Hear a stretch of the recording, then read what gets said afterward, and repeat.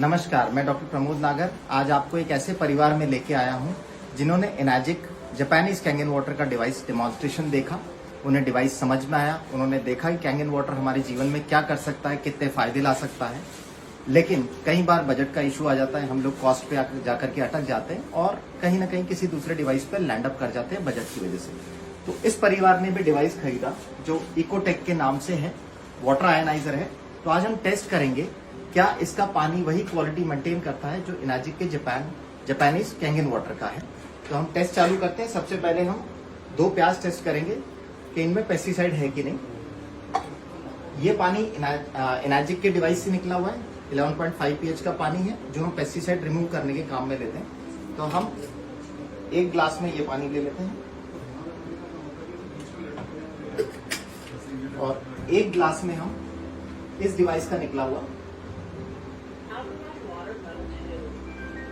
होता है 1.5 के फ्लो पे, और हाईएस्ट पीएच का जो पानी है वो 10.8 pH का पानी है, इसमें ले लेते हैं।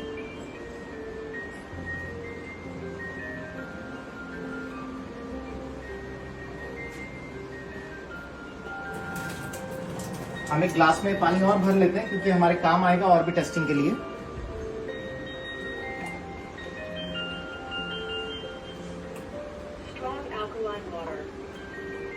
आप जैसा कि सुन पा रहे होंगे, डिवाइस कह रहा है कि ये स्ट्रॉन्ग एल्कलाइन वाटर, डिवाइस का सबसे स्ट्रॉन्गेस्ट एल्कलाइन वाटर जिसकी टेस्टिंग हम लोग करने वाले हैं।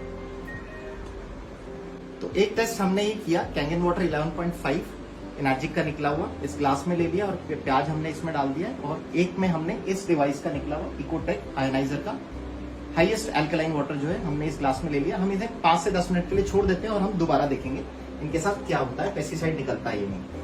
पेस्टिसाइड निकालने की प्रॉपर्टी जो है हाईएस्ट एल्कलाइन वाटर में आती है उसके इमल्सिफिकेशन की प्रॉपर्टी की वजह से।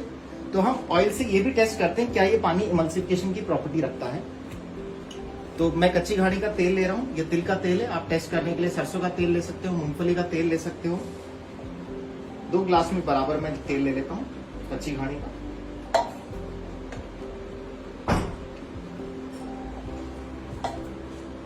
एक ग्लास में हम इस डिवाइस का निकला हुआ पानी डालते हैं और एक डिवाइस में हम कैंगन वाटर एनाजिक का निकला हुआ पानी हम डालते हैं और हम इमल्सिफिकेशन की प्रॉपर्टी को देखते हैं। तो आप दोनों ग्लास में देख सकते हैं इसके अंदर ऑयल इमल्सिफाई नहीं हुआ और इसमें ऑयल पूरा ब्रेक डाउन हो गया। ये प्रॉपर्टी 11.5 pH एल्कलाइन वाटर के अंदर ही होती है। और जब आप इस तरह का पानी लेते हैं 2 ग्लास 4 ग्लास डिपेंडिंग, क्योंकि कैंसर के लिए रिकमेंडेड है, कहीं जगह पर जो कैंसर स्पेशलिस्ट है उन्होंने कहा है कि कैंसर पेशेंट को आप 1.5 लीटर इस तरह का इमल्सिफाई करने वाला पानी अगर रेगुलर पिलाते हैं तो उससे कैंसर सेल्स जो है खत्म करने में मदद मिलती है। आप इस पानी को रेगुलर पीते हैं कुछ क्वांटिटी में तो कोलेस्ट्रॉल बैलेंस करता है, वेट मैनेज करता है।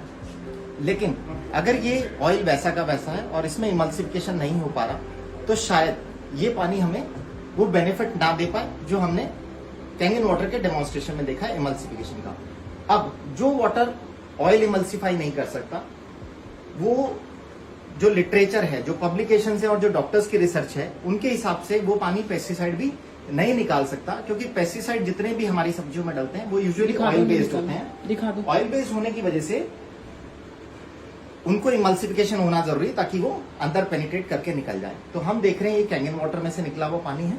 मैं इसमें से प्याज निकाल लेता हूं।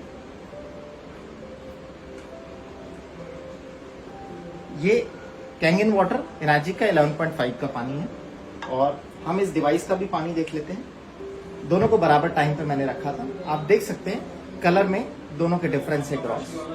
कैंगन 11.5 pH का पानी है और राइट में जो मेरे हाथ में डिवाइस है। तो हम जो पहला पर्पस सॉल्व करना चाह रहे थे कि पेस्टिसाइड निकल जाए, क्योंकि आज की डेट में ये सबसे बड़ा जहर है।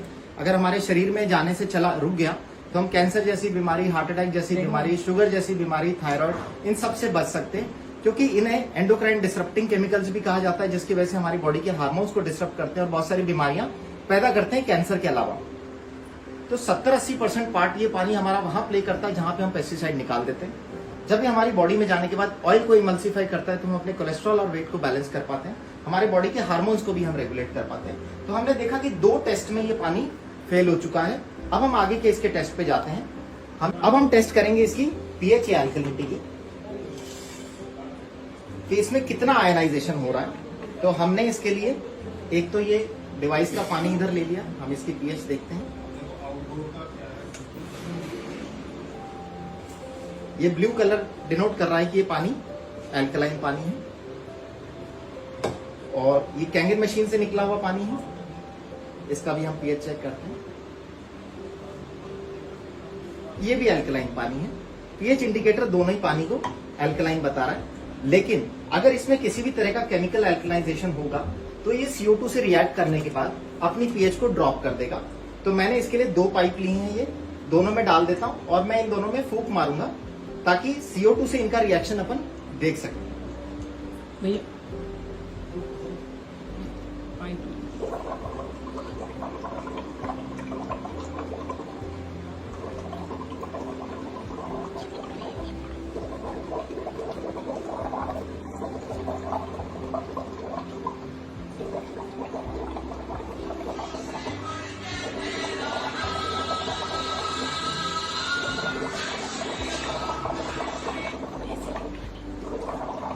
हो गया था, ऐसे भी हो गया था।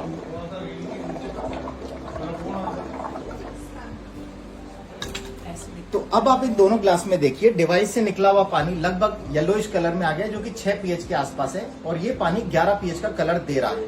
ये पानी CO2 टेस्ट में फेल हो गया है। इसका मतलब इस पानी में केमिकल एल्कलाइजेशन हुआ है, जो कि हमारी बॉडी को बहुत सारे नुकसान दे सकता है।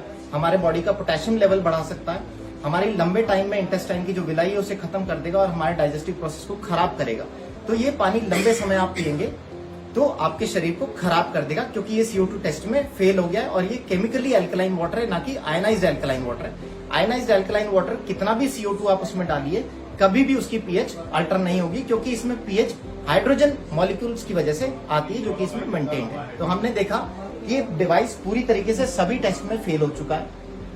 आप जब ये डिवाइस अपनी हेल्थ के लिए खरीद रहे हैं तो आप बजट के बारे में मत सोचिए, आप एक अच्छा डिवाइस लीजिए ताकि आपको स्वास्थ्य दे सके। और अगर आप इस डिवाइस को अफोर्ड नहीं कर सकते तो मेरी सलाह आपसे एक ही है कि आप सिंपल RO का पानी पीजिए, क्योंकि अगर इस तरह का पानी आप पिएंगे तो लंबे समय में ही आपको बीमारियां देगा। हो सकता है आपकी किडनी और आंतें दोनों खराब कर दे, क्योंकि इन सब पे डॉक्टर्स ने बहुत रिसर्च करी हुई है, अपने पब्लिकेशंस लिखे हुए। तो गलती से भी अपने घर प्लीज ऐसा कोई डिवाइस ना लें। Thank you.